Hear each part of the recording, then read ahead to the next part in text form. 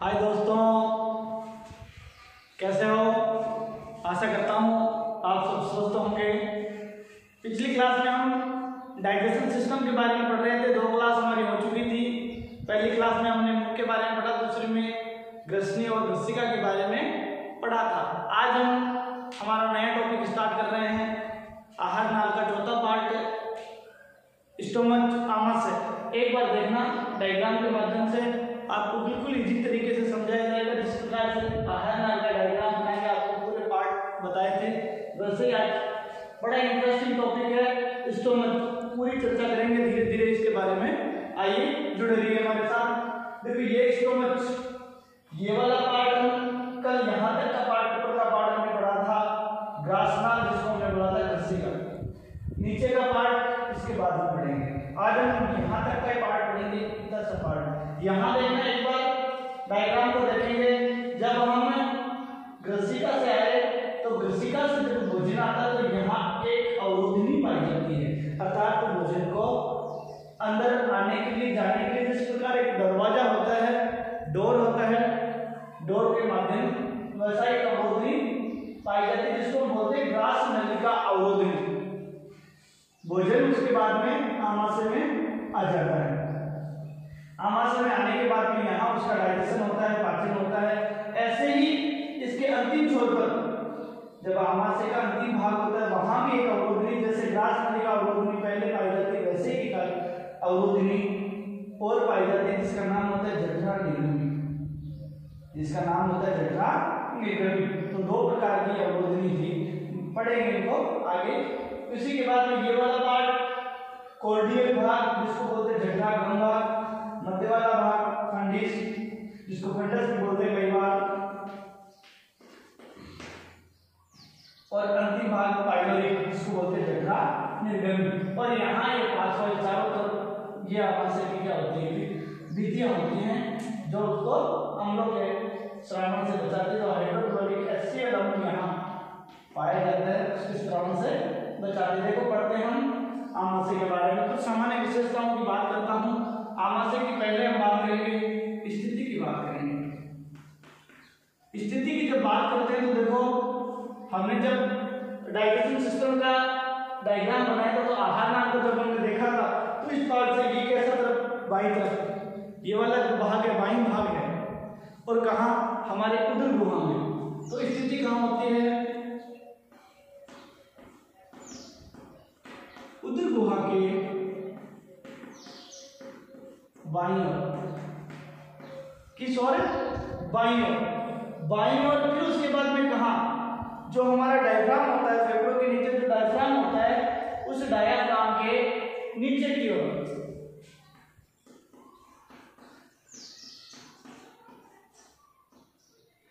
Diaphragm के नीचे स्थित होता है।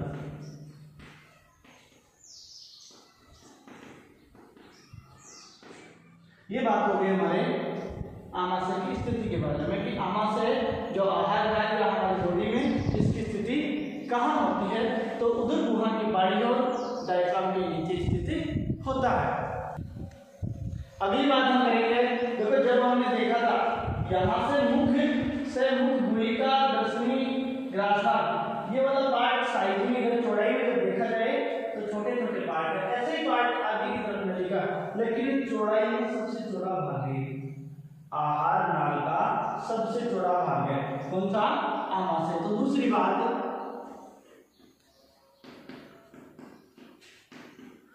आहार नाल का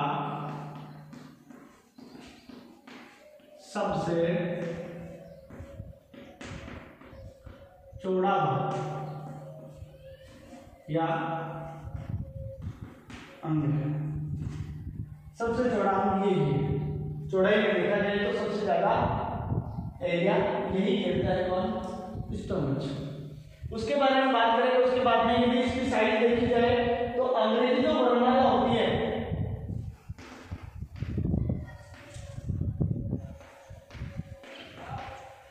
जे, इस प्रकार से देखो, इस प्रकार से, जैसे ये जे का पार्ट है, ये इस प्रकार से ये जे बना हुआ है।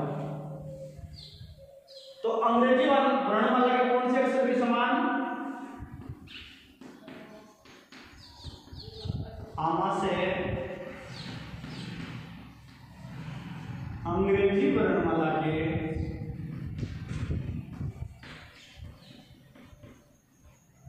जे अक्षर के समान रहता है।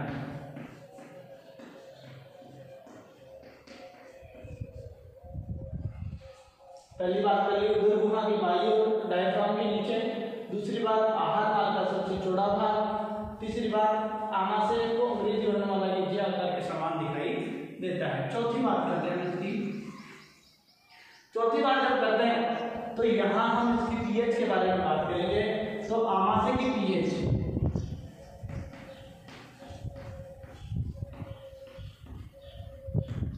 पीएच देखेंगे पीएच के बारे में अभी। आमाशय की पीएच यदि सिंपली देखा जाए तो 1.8 होती है, इसकी पीएच 1.8 होती है। लेकिन कई बार ऐसा नहीं मिल जाता है 1 से 2 तक।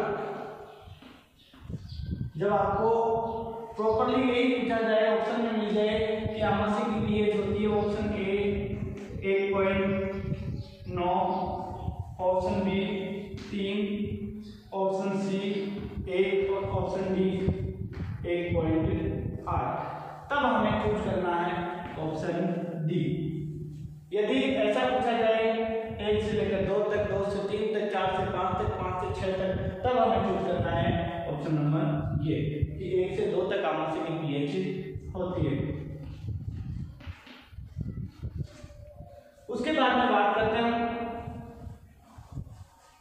इसकी क्षमता की बात करते हैं, अर्थात ये कितना लिक्विड ग्रहण कर सकता है। ये जो आमाशय होता है इसका आयतन के बारे में बात करेंगे, कितना लिक्विड ग्रहण कर सकता है। तो लगभग 3 लीटर तक औसतन देखा जाए, औसत रूप से देखा जाए तो 3 लीटर तक ये लिक्विड ग्रहण कर सकता है। इसकी क्षमता 3 लीटर तक की होती है। अब देखो, अभी मैंने आपको एक चीज छोड़ी थी पीएच के बारे में। पीएच छोटी सी चर्चा करूंगा, केमिस्ट्री का पार्ट आता है पीएच। पी का मतलब होता है पावर,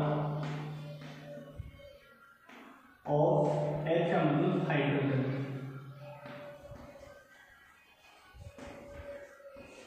हाइड्रोजन की जो पावर होती है, पुंसांस बोलते हैं इसको, पोटेंट, POTANT, पोटेंट, या हिंदी में बोलते हैं पुंसांस।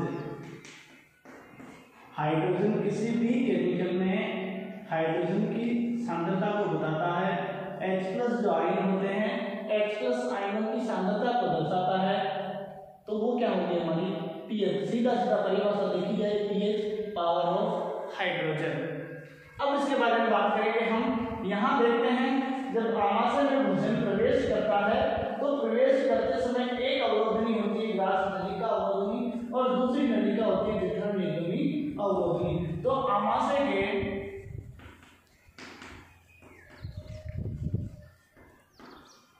की अवरोधनी,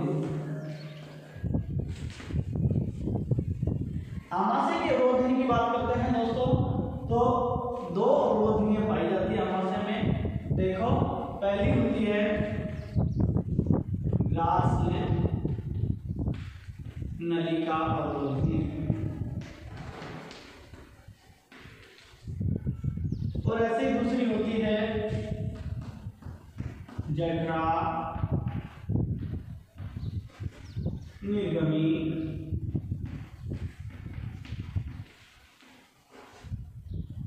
अवरोधनी। देखो, 2 अवरोधनियां, ग्रास नलिका अवरोधनी, दूसरी जठरा निर्गमी अवरोधनी। नाम से ही स्पष्ट हो रहा है ग्रास नलिका, आमाशय से पहले वाली जो नलिका होती है उसको बोलते हैं ग्रास नलिका या वृश्चिका। यहाँ से जब भोजन आता है तो भोजन कहाँ आ जाता है, इसको बच्चों आमाशय वाले भाग में आ जाता है, और यहाँ अम्ल होता है HCl, हाइड्रोक्लोरिक अम्ल। जब ये अम्ल भोजन के साथ मिल जाता है तो भोजन कैसा हो जाएगा, अम्लीय हो जाएगा। कैसा भोजन हो जाएगा, अम्लीय भोजन हो जाएगा। और अम्लीय भोजन हो जाएगा तो उस अम्लीय भोजन को ऊपर जाने से रोकती है, अर्थात ग्रास नलिका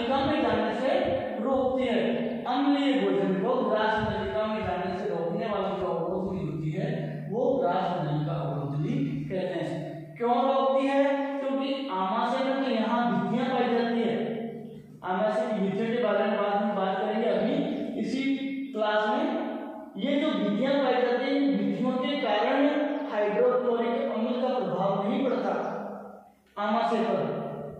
ऊपर ग्रास में विकिरण नहीं पाई जाती।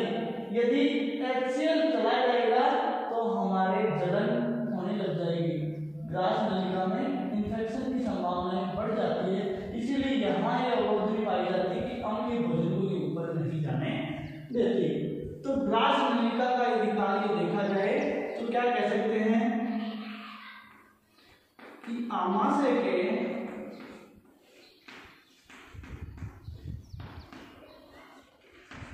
अम्लीय भोजन को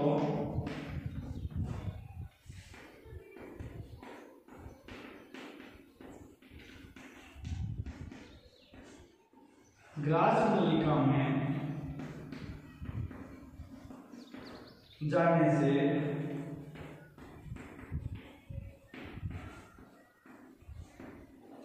रोकती है। ऐसे ही इसको देखेंगे जठरा निगुण अवरोधनी। अंतिम पार्ट आ गया इसका, आमाशय का जो अंतिम भाग होता है उसको बोलते हैं जठरा निगुण। यहाँ इस पार्ट के पास में होने के कारण इसका नाम हो गया जठरा निगुण अवरोधनी। अब यहाँ से भोजन कहाँ जाएगा? छोटी आंत में जाएगा भोजन। यहाँ से भोजन कहाँ जा रहा है? छोटी आंत में। छोटी आंत में जो भोजन जाएगा तो छोटी आंत में भोजन जाने का नियंत्रण अर्थात निकास का नियंत्रण कौन करती है? जठरा निगम की। कौन सा भोजन आगे छोटी आंत में जो पचित भोजन हो जाएगा उस पचित भोजन को ही जठरा निगम की भाग में जाने देती है। तो ये क्या करती है? इसका कार्य देखा जाए तो छोटी आंत में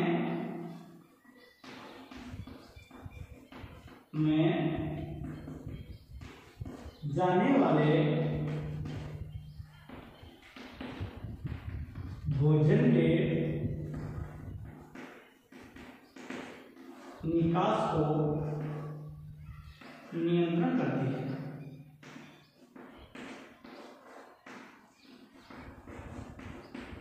दोस्तों क्लास अच्छी लगी तो एक बार लाइक जरूर करें। आगे ऐसी क्लासें आपको मिलेगी और इंटरेस्टिंग टॉपिक है बढ़िया। यदि क्लास अच्छी लगती तो लाइक जरूर करें।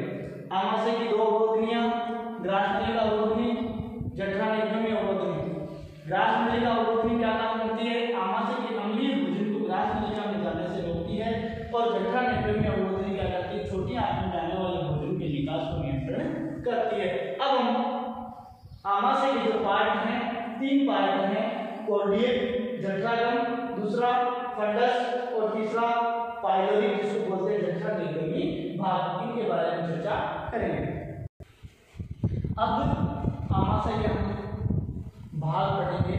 आमाशय को 3 भागों में बांटा है। आमाशय को 3 भागों में बांटा है। देखो ये 3 भाग हो गए हमारे। पहला जिसको हमने बोला कॉर्डियल,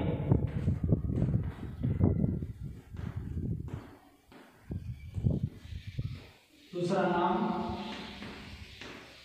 जठरागम भी कह सकते हैं, इसमें इंग्लिश में बोलते हैं कॉर्डियल। दूसरा फंडस और तीसरा नाम पाइलोरी।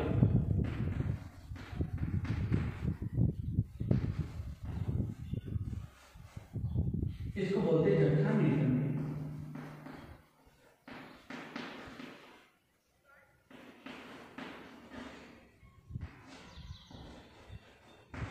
जठरा निगमी भाग। कितने भाग? आमाशय के 3 भाग होते हैं, एक कॉर्डियल, फंडस और पाइलोरी। कॉर्डियल जो भाग होता है ये कहां से जुड़ा हुआ रहता है? ग्रास नलिका से जुड़ा हुआ रहता है।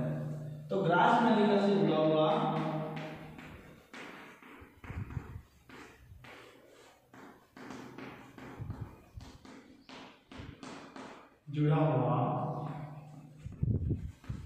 सबसे छोटा भाग है।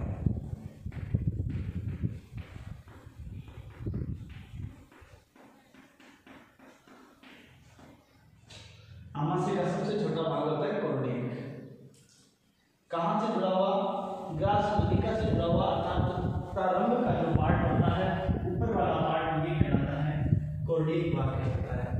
बाद में दूसरा आता है फंडस। ये कॉर्डिएट और पाइलोरिक के मध्य का भाग बनाता है। तो आमाशय के मध्य का जो भाग होता है,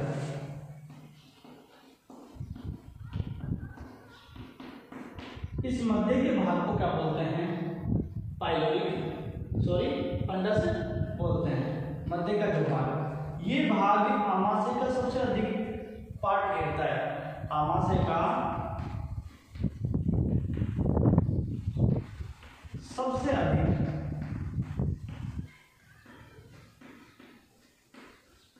भाग घेरता है,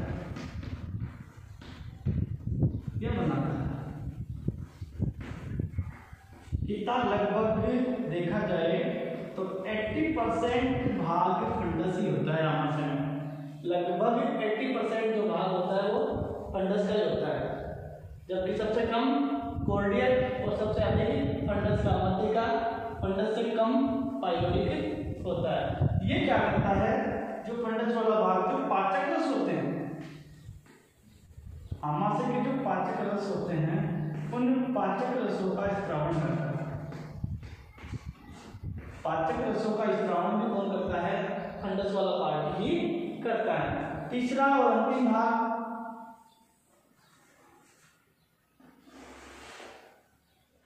ये क्या होता है? आमाशय का अंतिम भाग बनाता है।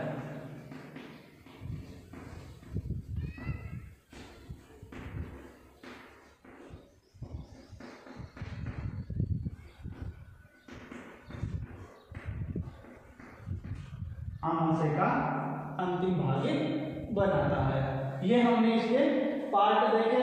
पार्ट के बाद में अब हम देखेंगे यहाँ जो विधियां होती है, आमाशय के अंदर जो विधियां होती है, उन विधियों के बारे में चर्चा करेंगे। भागों के बारे में, पहला कॉर्डियल जठरागुंदा, दूसरा फंडस और तीसरा पाइलोरिक जठरा निर्गमी भाग।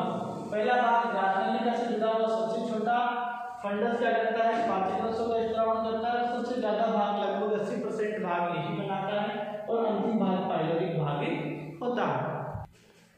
अब देखो इन विधियों के बारे में बात करेंगे। आमाशय की विधियां होती है। आमाशय 4 स्तर की विधियों के 4 स्तर होते हैं।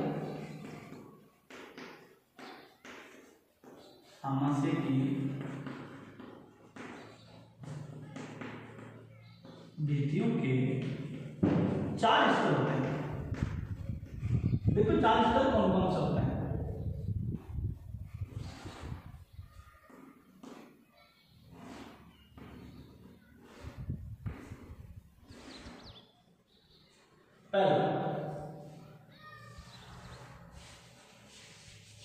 पहला देखते हैं श्लेष्म कोशिका।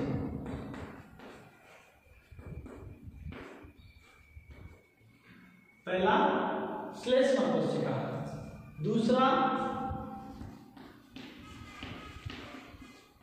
अम्लधन कोशिका, जिसको बोलते हैं भित्तीय कोशिका भी बोलते हैं।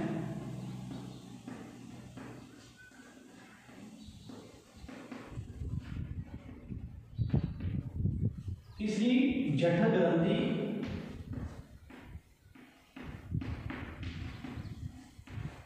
और चौथी होती है मुख्य कोशिका।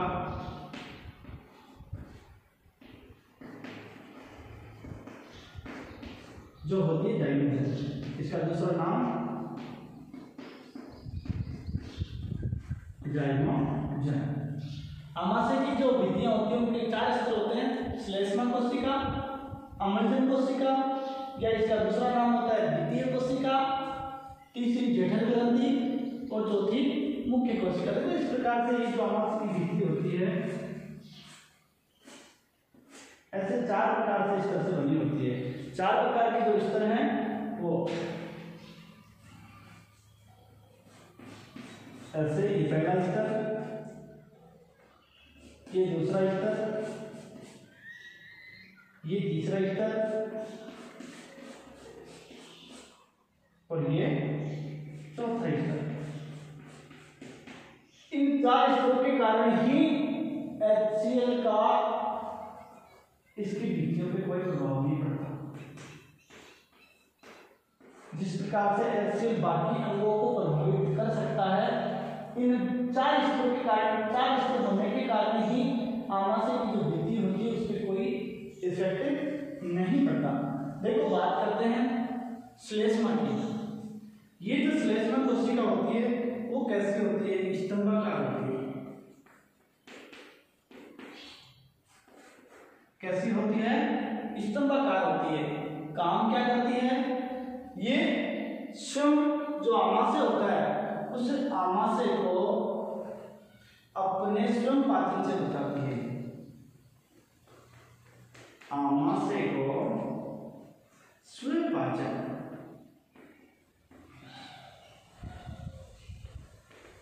से बचाती है। समझना, स्वयं पाचन का अर्थ है आमाशय में यदि कोई भी भोजन का पार्ट है, कुछ अन्य पदार्थ, यदि कोई भी पदार्थ यदि आमाशय में आ जाता है तो आमाशय उस भोजन को पचा देता है। आमाशय उस भोजन को क्या कर देता है? पचा देता है। तो यह आमाशय अपनी भित्ति को भी पचा सकता है। भाई जब इनमें ये स्तर नहीं होंगे, ये स्तर इसमें नहीं होंगे तो ये इस भित्ति के समान ये भित्ति होती। यदि इसमें ये भित्तियां नहीं होती तो यहाँ की जो सेल होती उसी के समान यहाँ की सेल होती। तो इसको जब इंटेंशन इसको बचा सकता है तो इसको भी बचा सकता है। तो इसको बचाने से बचाने के लिए कौन सी कोशिका काम करती है? श्लेष्मा कोशिका, स्तंभाकार कोशिका है, आमाशय के स्वयं पाचन से बचाती है। उसके बाद में अम्लजन, देखो नाम से ही पता चलता है अम्लजन, अम्ल, एसिड। हमें पता है कि हाइड्रोक्लोरिक अम्ल जो HCl क्या होता है, एक प्रकार का क्या होता है? अम्ल होता है। तो सीधी सीधी बात है, अम्लजन की बात करते हैं तो अम्लजन कोशिका जो भित्तीय कोशिका होती है क्या करती है? HCl का स्त्रावण करती है। ये क्या काम करती है? अम्लजन कोशिका आमाशय में HCl का स्त्रावण करती है। उसके बाद में आपकी जो जठर ग्रंथियां, ये कैसी होती है? नलिकाकार होती है, ट्यूब के समान ऐसे नलिकाकार होती है जठर ग्रंथियां। ये जठर ग्रंथियां क्या करती है? ये क्या करती है? जठर रस, जो जठर रस होता है उस जठर रस का स्त्रावण करती है। जठर रस का स्त्रावण कौन करती है? जठर ग्रंथियां। नाम रखना, नाम भी इसका क्या है? जठर ग्रंथि। तो जठर ग्रंथि जठर रस का स्त्रावण करती है। जठर ग्रंथि जठर रस का स्त्रावण करती है। पहला का हो गया कार्य, दूसरा का हो गया, तीसरे का हो गया, चौथी कोशिका बनती है हमारी मुख्य कोशिका, मेन कोशिका, जिसका दूसरा नाम होता है जाइमोजन। डाइजेशन, जहां भोजन का पाचन होता है, यहीं से इसी पार्ट के द्वारा एक एंजाइम होता है जिसका नाम होता है पेप्सिनोजन।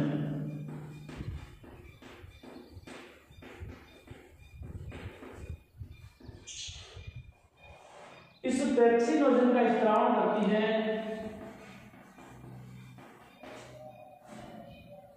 मुख्य कोशिका। आमाशय में जो पेप्सिनोजन होता है उस पेप्सिनोजन का स्त्रावण कौन करती है? जाइमोजन कोशिका। ये जो पेप्सिनोजन होता है वो निष्क्रिय होता है। कैसा होता है? निष्क्रिय होता है। आगे जाके देखेंगे ये सक्रिय कैसे होगा, वो चर्चा हम आगे करेंगे। फिर से देखना, 4 स्तर, श्लेष्मा कोशिका, अम्लजन कोशिका, जठर ग्रंथि, मुख्य कोशिका जिसको हम जाइमोजन बोलते हैं। श्लेष्मा कोशिका आमाशय के स्वयं पाचन से बचाती है। अम्लजन कोशिका HCl का स्त्रावण करती है। जठर ग्रंथियां जठर रस का स्त्रावण करती है। और मुख्य कोशिका होती है जिसको हम जाइमोजन बोलते हैं, वो पेप्सिनोजन का स्त्रावण करती है। अब देखो, पाचन की जब बात करते हैं तो अभी हमने देखा था कि जठर ग्रंथियां जठर रस का स्त्रावण करती है। तो आमाशय का जो जठर रस होता है उस जठर रस में देखो क्या क्या होता है, सभी के बारे में देखेंगे हम। पहले HCl। उसके बाद में पेप्सिनोजन, उसके बाद में रेनिन, उसके बाद में म्यूसिन और उसके बाद में जठरीय लाइगेंड।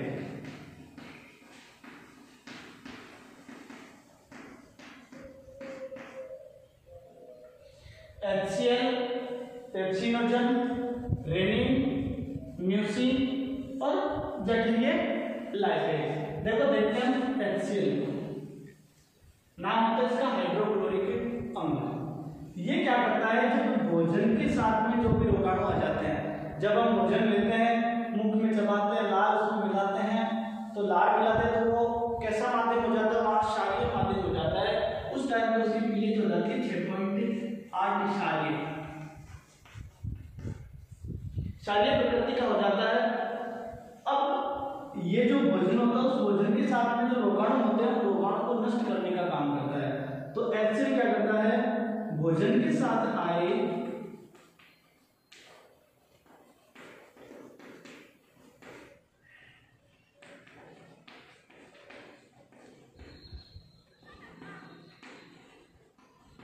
रोगाणु को नष्ट करता है।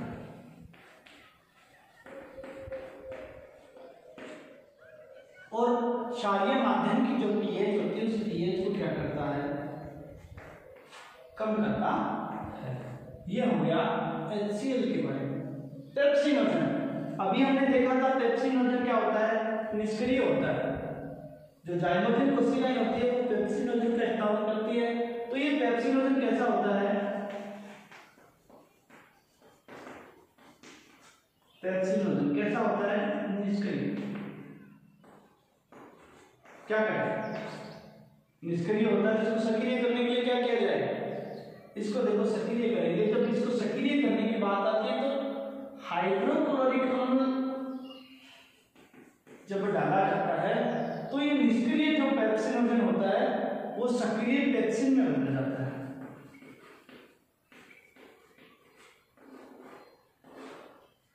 जो निष्क्रिय पेप्सिनोजन होता है वो HCl मिलने पर पेप्सिन में बदल जाता है और ये कैसा हो जाता है, एक्टिव, सक्रिय हो जाता है। अब ये पेप्सिन क्या काम करता है, हमें पता है पेप्सिन किसका पाचन करता है, आमाशय में किसका पाचन होता है, मुख्य रूप से प्रोटीन का पाचन होता है। तो ये क्या करता है, प्रोटीन का पाचन करता है। देखना कैसे करता है प्रोटीन का पाचन। ये प्रोटीन को जब पेप्सिन के साथ में करेंगे, इसका पाचन करेगा तो ये क्या बना लेगा, पेप्टाइड बना लेगा। अर्थात प्रोटीन टूटने लग जाएगा। पेप्टाइड जब बॉन्ड बन जाते हैं तो प्रोटीन टूटने लग जाता है, अर्थात उसका पाचन होने लग जाता है। तो पेप्सिन क्या करता है, प्रोटीन का पाचन करता है। इसके बाद में रेनिन भी निष्क्रिय अवस्था में होता है, पूर्ण रूप से निष्क्रिय बोल सकते हैं इसको रेनिन। ये केवल और केवल जब बालक बच्चा होता है, उस बच्चा जब दूध का सेवन करता है तो उस समय ये केवल बच्चे में सर्वाधिक सक्रिय होता है, बाकी निष्क्रिय ही रहता है। क्या करता है, जो कैसीन होता है, दूध में कौन सा प्रोटीन होता है, कैसीन प्रोटीन। दूध में जो प्रोटीन होता है, अर्थात उसको बोल सकते हैं दूध प्रोटीन। जो कैसीन प्रोटीन होता है, उस कैसीन प्रोटीन का क्या करता है, पाचन करता है। जो रेनिन है वो कैसीन प्रोटीन का क्या करता है, पाचन करता है। तो रेनिन प्रोटीन कैसा हो गया, निष्क्रिय हो गया। और कहाँ पाया जाता है सबसे ज्यादा, बच्चों में। उसके बाद में बात करते हैं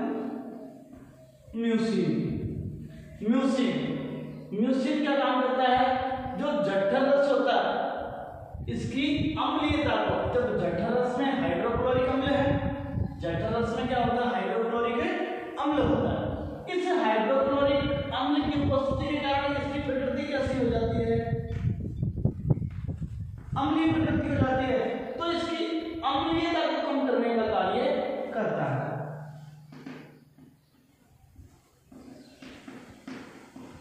जठर रस की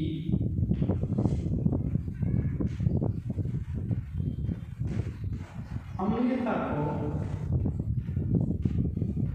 कम करता है कौन, म्यूसिन। उसके बाद में बात करते हैं हम जठरीय लाइपेज। जठरीय लाइपेज ये क्या करता है, जठरीय लाइपेज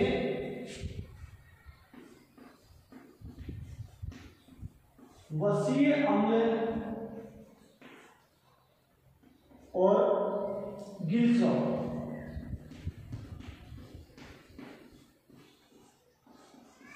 ये बनाता है। कैसे बनाता है, जब जो दुग्ध प्रोटीन होता है, अर्थात दूध के साथ में जो प्रोटीन होता है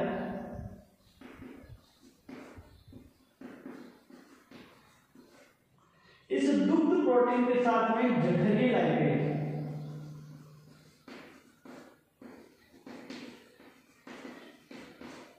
लाइपेज मिल जाता है। दुग्ध प्रोटीन के साथ में जठरीय लाइपेज जब मिल जाता है तो वो किसका निर्माण कर लेता है, वसीय अम्ल प्लस गिल्सॉल का निर्माण कर लेता है। वसीय अम्ल की बात हमने हमारे पीछे की क्लास थी उसमें कर लिए थे। वापस देखना, आमाशय के अंदर जो जठर रस होता है उसमें बात करते हैं HCl, पेप्सिनोजन, रेनिन, म्यूसिन, जठरीय लाइपेज। HCl क्या करता है, ये रोगाणु को क्या करता है, भोजन के साथ है रोगाणु को नष्ट करता है। पेप्सिनोजन निष्क्रिय अवस्था में होता है, ये क्या करता है, जब एसिड इसमें मिल जाता है तो पेप्सिन बना लेता है, सक्रिय पेप्सिन। जो पेप्सिन क्या करता है, प्रोटीन के साथ में मिलकर पेप्टाइड बनाकर प्रोटीन क्या करता है, पाचन करता है। रेनिन निष्क्रिय अवस्था में होता है, केवल बच्चे में सक्रिय होता है, और कैसिन दुग्ध प्रोटीन का क्या करता है, पाचन करता है। कैसिन क्या बना लेता है, पैरा कैसिन बना लेता है। इस कैसिन का क्या बना लेता है, पैरा कैसिन।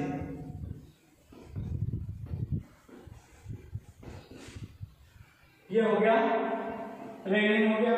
उसके बाद में म्यूसिन जठर रस की अम्लीयता को क्या करता है, कम करता है। और जठरीय लाइपेज ये क्या करता है, दुग्ध प्रोटीन और इसके साथ में मिलकर जठरीय लाइपेज साथ में मिलकर क्या बनाता है, वसीय अम्ल और गिल्सॉल बनाता है। इसी के साथ हमारा जो टॉपिक स्टोमच का जो टॉपिक था कंप्लीट हो चुका है। यदि यहाँ किसी भी प्रकार की आपको कोई डाउट होती है तो कमेंट बॉक्स में कमेंट जरूर लिखें। यदि क्लास अच्छी लगती है, इंटरेस्ट आ रहा है हमारी क्लासों में, तो क्लासों को लाइक करें ताकि हमारी जो टीम है, GCJ की टीम है, उसमें ऊर्जा निरंतर बनी रहे और आपको नए से नए तरीके के आधार पर बेस्ट ऑफ बेस्ट आपको क्लासें प्रोवाइड